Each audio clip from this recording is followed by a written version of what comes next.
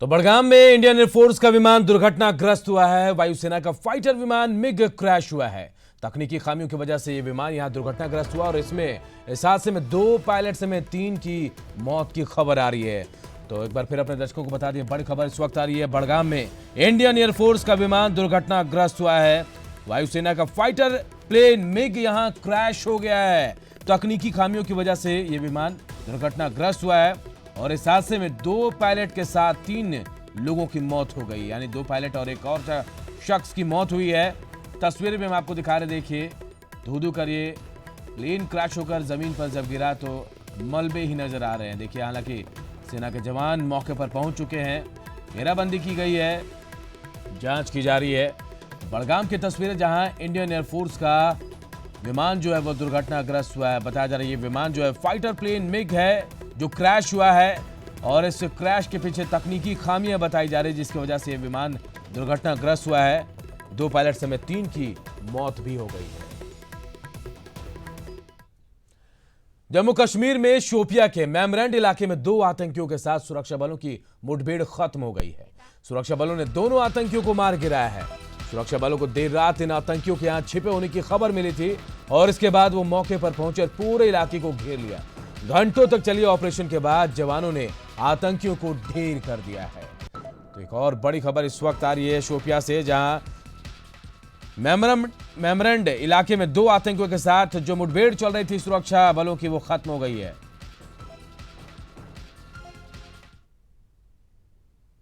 Terrorist organization Jaish-e-Mohammed. Arms and ammunition have been recovered. From the incriminating materials that we have recovered, it is ascertained that one terrorist belonged to Pakistan, is a Pakistani national, and the other one is from the local area. And police has now started the investigation on the basis of the materials that we have taken in our custody. Sir, any collateral damage outside? During the operation, there is no collateral damage. The forces have safely de-inducted, and police has now started the investigation of the case. Sir, any message from locals who had come from an encounter site after the encounter? No, we did not witness any such problem during the encounter. Thank you. के शोपिया में आतंकियों के साथ मुठभेड़ खत्म हो गई है और 2 आतंकी ढेर कर दिए हैं सुरक्षा बलों के जवानों ने। ये बड़ी कामयाबी कहा जा रहा है सुरक्षा बलों के लिए और सुरक्षा बलों ने 2 आतंकियों को ढेर कर दिया है। मेमरैंड इलाके, शोपिया के मेमरैंड इलाके में ये मुठभेड़ चल रही थी।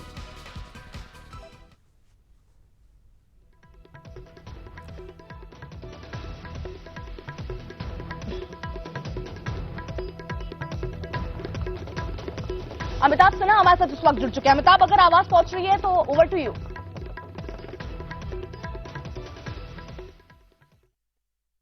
हाँ बिल्कुल अर्पिता, हमारे साथ इस वक्त बीजेपी महासचिव और जम्मू कश्मीर और नॉर्थ ईस्ट के प्रभारी राम माधव जी मौजूद हैं और राम माधव जी से पूछते हैं कि कल की घटना से पाकिस्तान ने क्या सबक लिखा है, भारत की क्या तैयारी है। राम माधव जी, पाकिस्तान को करारा सबक मिला कि अभी और भी सबक देना बाकी रह गया?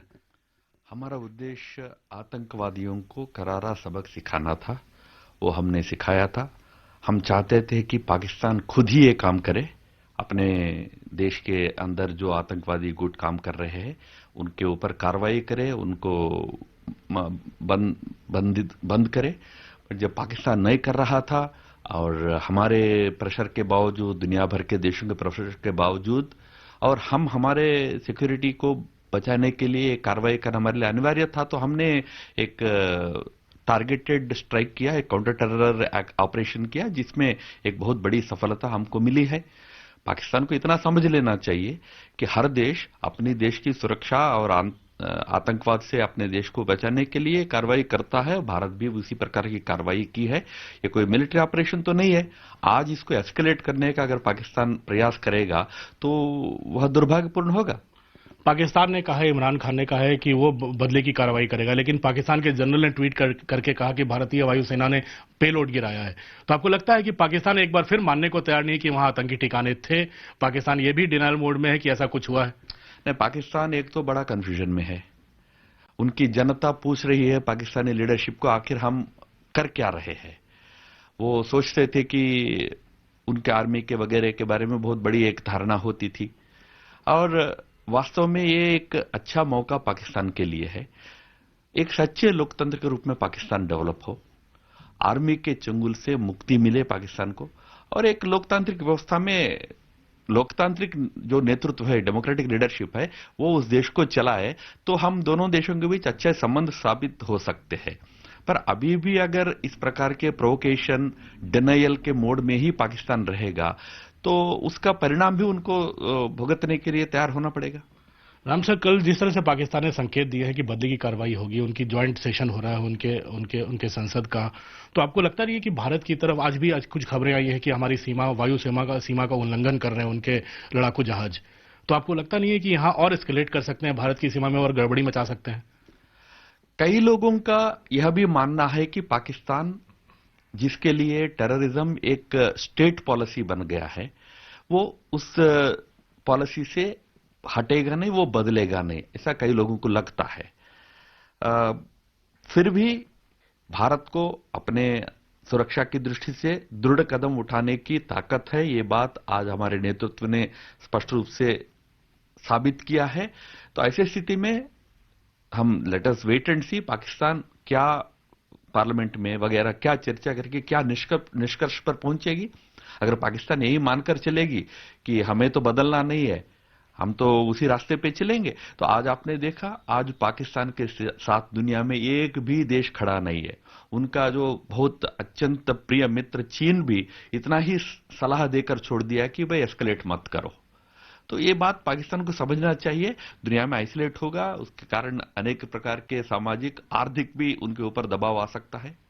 लेकिन पाकिस्तान, राम सर, अक्सर होता है कि पाकिस्तान छुप कर कश्मीर में वार करता है या किसी ऐसे ठिकाने पर वार करता है जिसमें हमें आम जनता का नुकसान होता है, सुरक्षा बलों का। इस घटना के तो आपको लगता नहीं है और वो खूंखार तरीके से आएगा? क्या हम लोग तैयार हैं किसी भी ऐसी घटना को अंजाम से पहुंचने से रोकने के लिए? सीमा पर हम लोग तैयार हैं?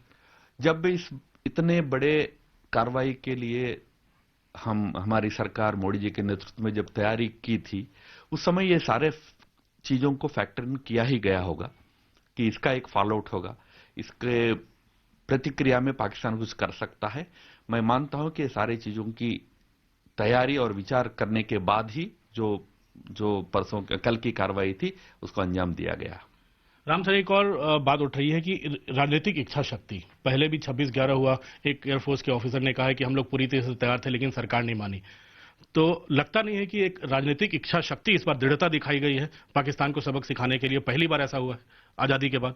पाकिस्तान के अंदर जो टेरर ट्रेनिंग कैंप्स है, इसके ऊपर हमारे इंटेलिजेंस एजेंसीज ने मेहनत करके अच्छी जानकारी बना के सरकार को दिया 6-7 साल पहले ही, करीब 100 तक के टेरर कैंप्स का, और उसमें से विशेषकर 15-20 कैंप्स के लिए तो पूरे उसके कोऑर्डिनेट से लेकर सारे डिटेल्स सरकार को दी गई। पर आज कार्रवाई हुई, उसमें इंटेलिजेंस एजेंसीज का भी श्रेय जरूर है, जिन्होंने एकदम स्पेसिफिक कोऑर्डिनेट्स के सहित डिटेल दिया, और एयरफोर्स और हमारी सेना का तो कंट्रीब्यूशन है ही, हमारी सेना तो वर्ल्ड क्लास है ही। पर what made the difference was, हमारे पास एक इच्छा शक्ति वाला नेतृत्व भी है। मोदी जी जैसे एक दृढ़ इच्छा शक्ति वाले और एकदम समझदार नेतृत्व इस देश को, इसीलिए हम आज एक कदम आगे जाकर इस इंटेलिजेंस इनपुट के आधार पर कार्रवाई, और वो भी सफल कार्रवाई हम कर पाए हैं।